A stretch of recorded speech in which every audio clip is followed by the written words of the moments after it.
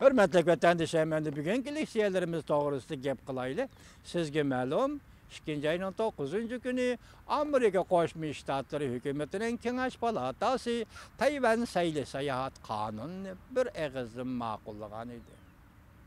Aradan 10 kun yoki 9 kun o'tmay, hamda 20-kuni kelganda Amerika Qo'shma Shtatlari Davlat Majlisi Kengash palatasining Tayvan liniyasi, Tayvan birleşmesi yoki Tayvan yo'li komitetining raisi bo'lgan eng ko'p senator, eng ko'p rahbarligida 19 nafar kishi Davlat Majlisining delegatsiyasi yoki Davlat Majlisining umak a'zolari Tayvanga tushdi.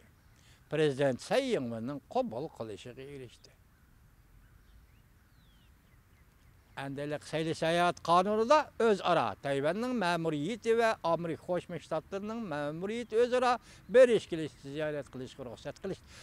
Bu Prezident Trumpning tasdiqi yoki tizimlash, ya'ni imzo qo'yish yoki qo'ymasligidan xabar chiqmay turibla hozir Amerika Qo'shma Shtatlarining delegatsiyasi umak a'zolari Tayvanga bor. Ya'ni shundaqla hozir oldimizdagi 4-5 oylarda Tayvan Amerika Qo'shma Shtatlari davlat mudofaa sanoat yig'ini hozirgacha Washingtonda davomlashib kelgan edi. Endi bu yildan boshlab Tayvanda ochiladigan bo'ldi. Demak, bu urush o'tkazishdan o'zimi bir gap. Endi shunday o'tkazish. Endi uchinchi masala, hozir Pentagon masalasi Tayvan uchun intayin muhim masala. Pentagon masalan Rim papasi Tayvan bilan diplomatik munosabatni uzib, Jonghua Xalq Jamhuriyati bilan diplomatik munosabat o'rnatamdi. Lekin Pentagon Rim papasi navbatda Jongo bilan kelishim imzoladi. Bu kelishim Jongodagi katalog diniy muridlariga popni belgilash yoki rahbarlikni kim belgilash?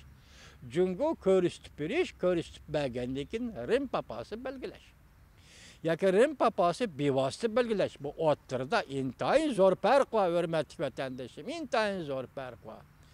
Rim papasi g'arb dunyosi allar davlatlarining siyosatiga ozto'la ta'sir ko'rsatadigan bir papa, bir pop. Hozir endi Jongo uzundan bir talash-tartish qilib, Rim papasi bilan bo'lgan munosabatni hozirgacha so'zlashib kelib, faqat sen emas, men ko'rsatib beraman, men ko'rsatgan kishini sen papa qilib belgilaysan. Ya'ni avtonom rayonga rais kim bo'ldi, men ko'rsatib beraman, sekretar kim bo'ldi, men ko'rsatib beraman, Uyg'urlar sizlar cho'qib buni qabul qilasizlar degandek bir gap. Qoida shu. Hozirmi chet elda Uyg'urning avtonomchilari bosh ko'taryapti apandilar. Shiddat bilan bosh ko'taryapti. Balki Xitoyning qo'llashiga erishgan bo'lishi mumkin. Qisirib qo'yaylik shu jumlani.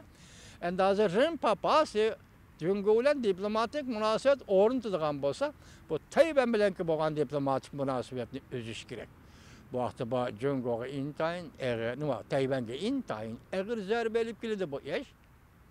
Biroq hozir nima dedi? Rim papasi o'zining planini ham Tayvanga uqtiribdi, ham Amerika Qo'shma Shtatlari uqtiribdi. Siz biz buningdan xabarsiz. Nima gap bor, buni bilmaymiz. Amerika dal vaqtida, dal shunday vaqtda Amerika Qo'shma Shtatlari Davlat Majlisi Kengash palatasining a'zosi eng ko'p rahbarligida delegatsiya, ya'ni umak 19 nafar kishi Tayvanga tushdi.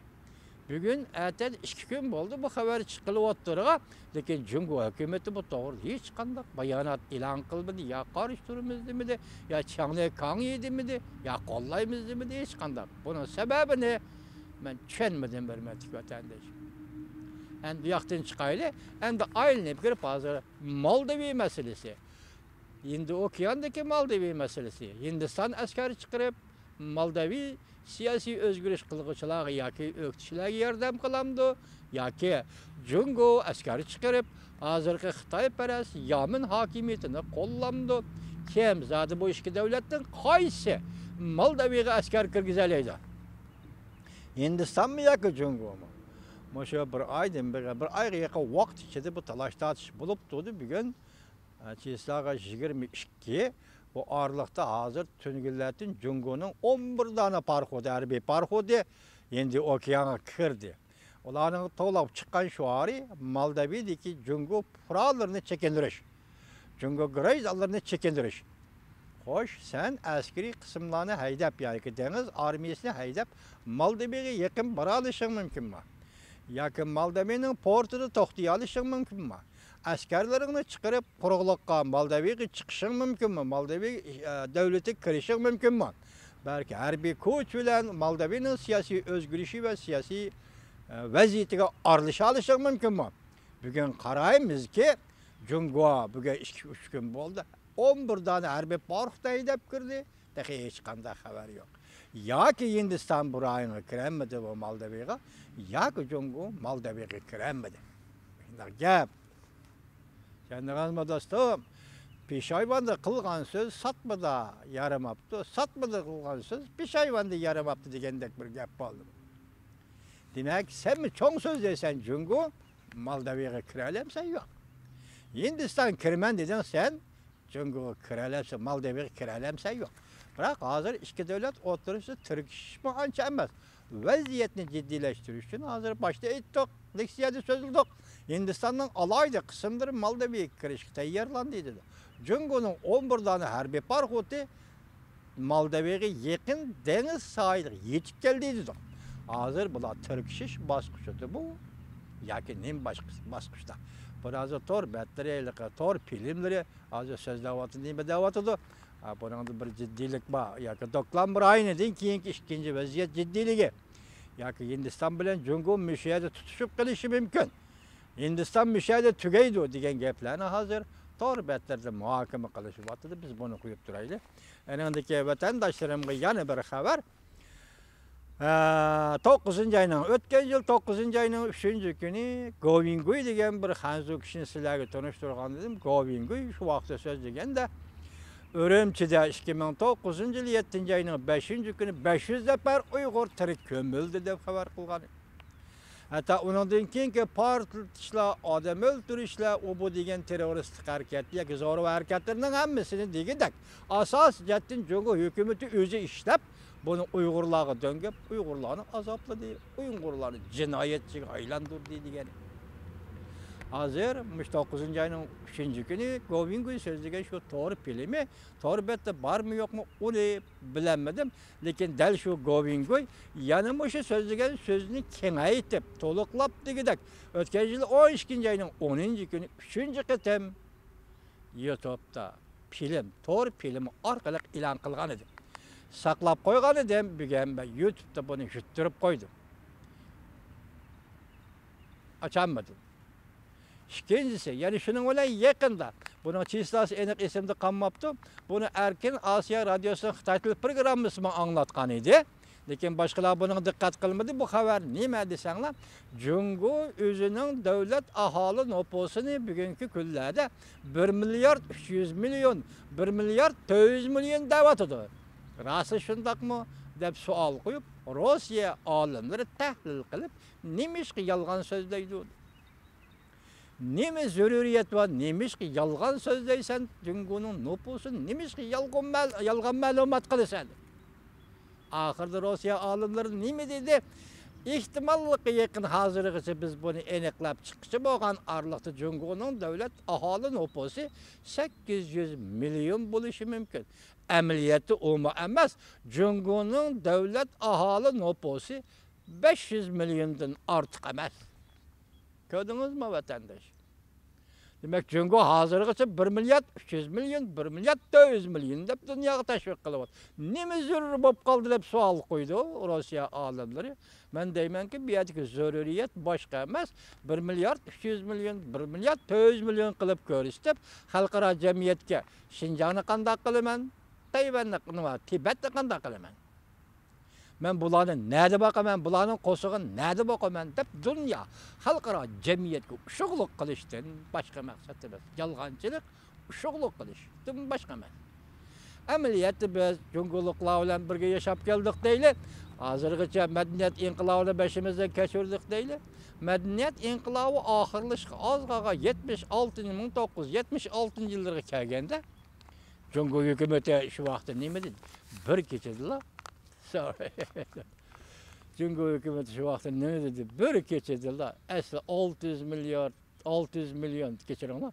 600 milyon deb kelayotgan Jungo hukumati shu kuni bir kechada 600 milyardni qo'shib 1 milyard 200 kechiringlar. 600 milyonni qo'shib 1 milyard 200 milyon deb shu vaqtda jakalagan edi. Demek 1976 yıldan hazırgıça 1 milyard 300 milyon, 1 milyard 200 milyon, hatta 1 milyard 400 milyon deydigan çakırıklar bilen bütün dünyaya Jungo'nun nüfusunu sahtipezlik, yalgancılık, haramzadılık bilen malumat kılıvar. Endi yakından biri işke balalık buluşku koyup etti. Bütün Jungo'nu koyup etti. Lekin neticesi önümlük bombadı. Çünkü Jungo'luklar hazır farzand ko'rishdan, uchoqliq bo'lishdan voz kechib, Jungo yoshlari boshqa bir xil turmush shaklini tanlayotdi. Hozirgi kunda Jungoning nopos aholi masalasi uning iqtisod taraqqiyotiga munosabatli bo'lib qoldi. Sababi emgak kuchi qerilishib ketdi. Emgak kuchi qerib ketdi. Demek yaş emgak güçlerinden ayrılgan veya onu toluklap körüsüp verilmegen ahvalası da bir devletin terakkiyatı nime ahvalı kalıdığanlıqını azı Jungoluklar görüp yetti. İşki balılık, işki perzentlik buluşku ruhsat kıldı. Bırak Mustamlik Uyguristan'da ruhsat kıldım yok. Şinjan Uygur Abdülmuray'ın ruhsat kıldım yok. Bu siz bilen bizge karanğı efendim. Bu siz bilen bizge karanğı efendim. Ben şuna bu meselelerini hazır sizlerge dep koydum.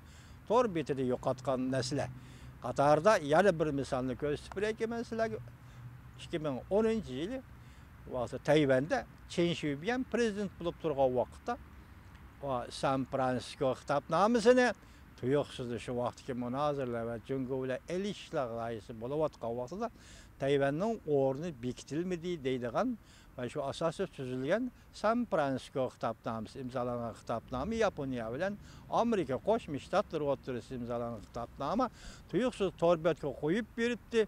Men ata chiqarib olman deb bir hafta saqladim. O torbetda yo'qolib ketdi. Onda ishlar bo'lib turdi ki vatandaşlarım. Şuna bugun men nopos aholi, Jungoning nopos aholi to'g'risidagi bu izohatni sizlarga berganim. Men saqlab olgandim, YouTube'da qo'yilgan edi.